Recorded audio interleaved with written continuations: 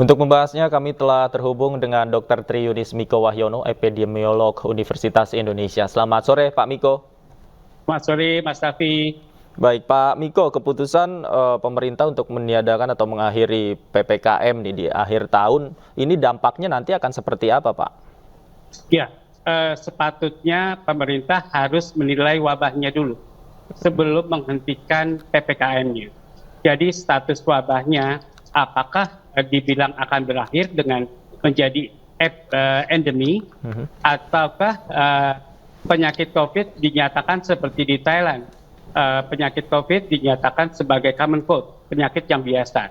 Kalau itu dilakukan oleh pemerintah, baru boleh menghapus PPKM, karena tidak ada dasar untuk penghapusan PPKM tanpa penyakitnya di status di state dulu begitu, Mas Davi.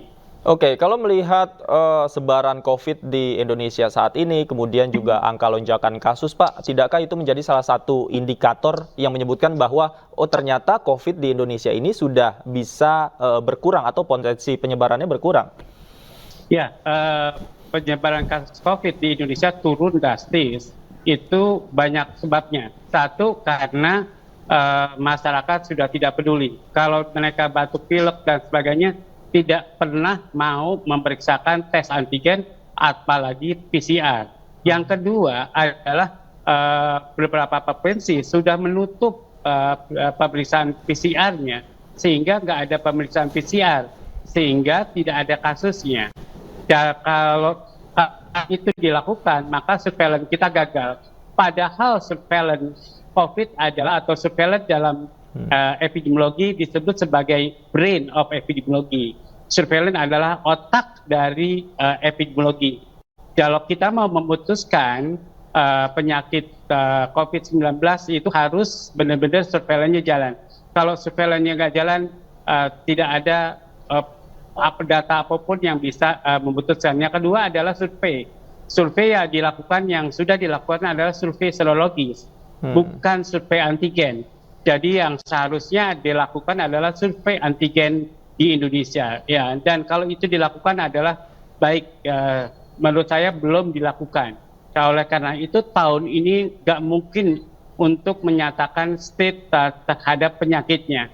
Oleh karena itu baru mungkin akan dilakukan tahun depan, dilakukan survei dulu terhadap penyakitnya, survei antigen, kemudian baru di state PPKM-nya. Kalau menurut saya tidak patut kalau tidak ada state terhadap penyakitnya, apakah itu state-nya berdasarkan survei antigen, apakah itu berdasarkan surveillance yang baik, apakah itu penyakitnya diabaikan seperti di Thailand sebagai penyakit common cold, begitu. Oke, artinya penetapan bahwa PPKM dihentikan ini terlalu cepat ya, Pak Miko, sebelum ada kajian ya? Bukan, artinya kalau PPKM dihentikan, itu berarti penyakitnya tidak dipedulikan, begitu. Itu bahaya sekali buat pemerintah. Artinya pemerintah memutuskan PPKM itu tanpa memakai otak dari epidemiologi, begitu.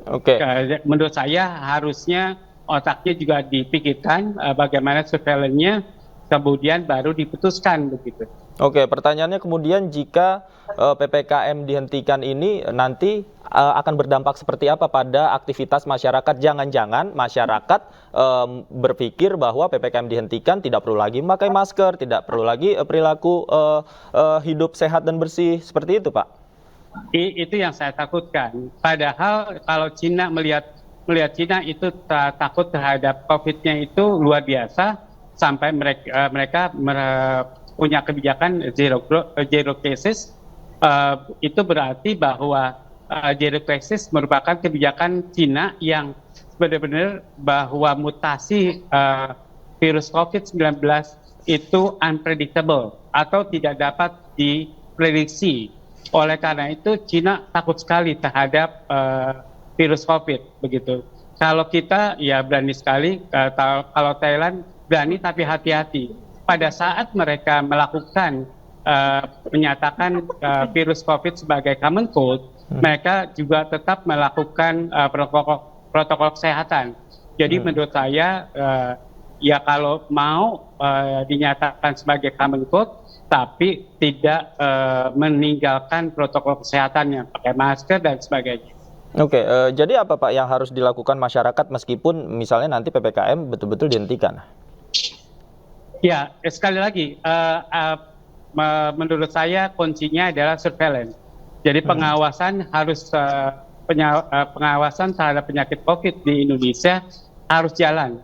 Jangan diberhentikan pemeriksaan PCR-nya, jangan masyarakat begitu tidak memeriksakan. Kalau kemudian mutasi virus COVID itu unpredictable, kemudian menjadi berat dan menjadi ganas dan itu jadi dapat diprediksi sebelumnya kalau surveillance-nya jalan dengan baik. Kalau surveillance-nya tidak jalan dengan baik, nanti yang saya takutkan adalah tiba-tiba banyak orang yang meninggal sesak napas, tiba-tiba begitu. Banyak orang meninggal sesak napas. Itu yang saya takutkan begitu, Mas. Oke, artinya potensi mutasi virus ini kan masih terus terjadi Pak ya. Ketika misalnya PPKM dihentikan, kemudian fasilitas-fasilitas juga dikurangi, kemudian juga tadi Wisma Atlet dikatakan disisakan 1 tower. Nah, ketika nanti ada mutasi virus COVID-19 yang lebih parah, apakah kita nanti akan siap untuk mengantisipasi itu? Nah, ya kalau surveillance-nya jalan baik, menurut saya nggak ada yang tiba-tiba begitu. Kenaikan kasus yang berat itu akan dapat diprediksi. Peningkatan kasus berat itu akan dapat dilihat dengan surveillance yang baik. Maka itu surveillance-nya harus baik.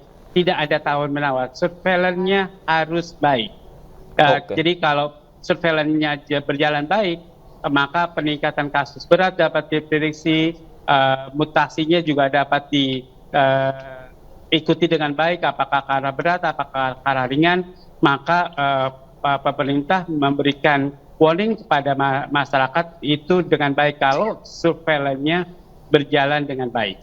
Oke, surveillance harus berjalan dengan baik agar lonjakan kasus juga bisa diprediksi dan diperhitungkan. Betul. Baik, terima kasih Pak Miko, epidemiolog Universitas Indonesia sudah bergabung bersama kami di Anju Sore. Selamat sore. Mas Ali.